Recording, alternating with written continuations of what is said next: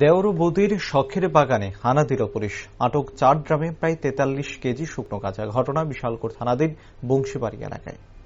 জানা গেছে, পুলিশ গোপন সংবাদের ভিত্তিতে জানতে পারে বিশালগড় বংশীবাড়ি এলাকায় সম্পর্কে দেবর ও বৌদি মিলে অবৈধভাবে গাঁজা চাষ করে চলছে দীর্ঘদিন যাবৎ।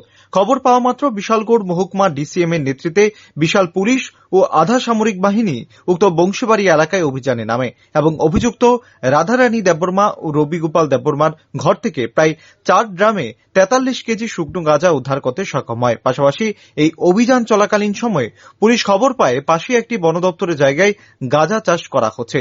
সঙ্গে সঙ্গে পুলিশ এবং আরক্ষা বাহিনী সে জায়গায় অভিযানে চালিয়ে প্রায় 3,500 গাঁজা গাছ ধ্বংস করতে সক্ষম হয়। জানা গেছে, প্রায় 6 কানি জায়গা জুড়ে এই গাঁজা চাষ চলছিল এতদিন যাবৎ। এই প্রসঙ্গে সংবাদ মাধ্যমের মুখোমুখি হয়ে বিশালগড় থানার ওসি তাপস দাস জানান, উক্ত ঘটনায় ইতিমধ্যেই অভিযুক্ত রাধারানী দেববর্মা ও রবি গোপাল দেববর্মাকে আটক করেছে পুলিশ।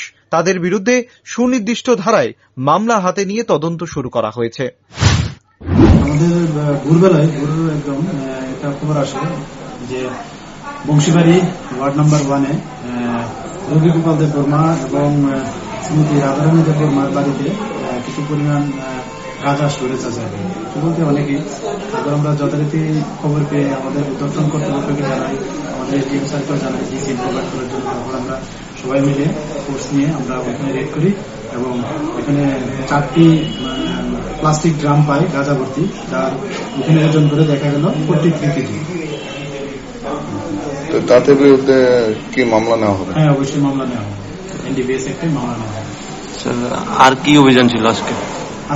পাশাপাশি ওইখানে যাওয়ার পর আরেকটা আমরা সোর্সের মাধ্যমে খবর পাই যে ওইখানে কিছু ইলিগেল গাঁজা কাল্টিভেশনও হচ্ছে। তারপর আমরা যথারীতি আমরা একটা গ্রুপ ওইখানে যাই, ওই স্পটে যাই এবং অ্যাপ্রক্সিমেটলি প্রায় 3,500 গাঁজা গাছ আমরা ধ্বংস করি আমাদের অ্যাভেলেবেল যা ফোর্স আসলো সবাই মিলে। এবং প্রায় এখানে 6 কানির মতো জায়গা ছিল ফরেস্ট ল্যান্ড। ওই সময় অভিযানে কে কে ছিল? অভিযানে ছিলাম আমাদের ডিসিএম স্যার ছিলেন, আমরা 3 অফিসার, মিতুল বাবু, অসিত বাবু, পার্থবাবু ছিলাম, সবাই ছিলাম।